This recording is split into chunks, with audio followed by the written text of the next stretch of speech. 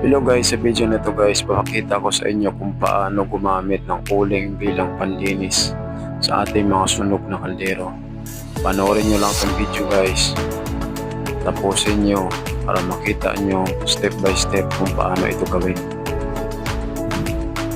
Yan guys, pasok nyo lang yung uling sa plastic, tapos dudurugin nyo ito gamit kahit anong pandurog dyan, mayroon kayo, pwede nyo gamitin dyan para maging pino lang siya.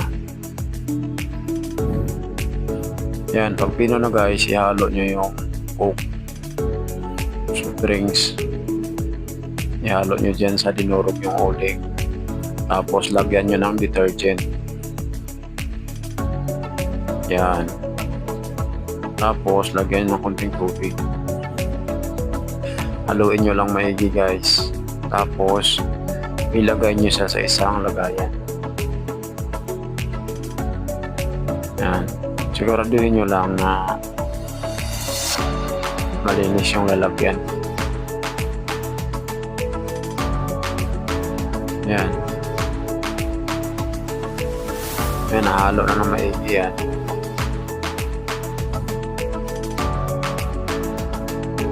Yan guys, ilalagay nyo lang dyan sa mga kaldero yung sunog or kawali yung sunog yung puwitan yung likuran. Bubuhos nyo lang siya, tapos saka nyo kuskusin. Napakaganda nito guys na panlinis, kaysa bumili kayo ng mga mamahaling panlinis na hindi naman masyado effective. Ito guys, effective DIY lang. Tanggal lahat ng dumi sa likod ng kaldero. Sobrang kinis na ng kaldero niya, ng kawali. Yun guys, napakaganda, napakasimple lang naman, napakamura lang ang uling. Ihalo nyo lang sa detergent. Yan, sobrang linis na resulta. Ang bilis tanggalin yung uling sa likod ng kawali.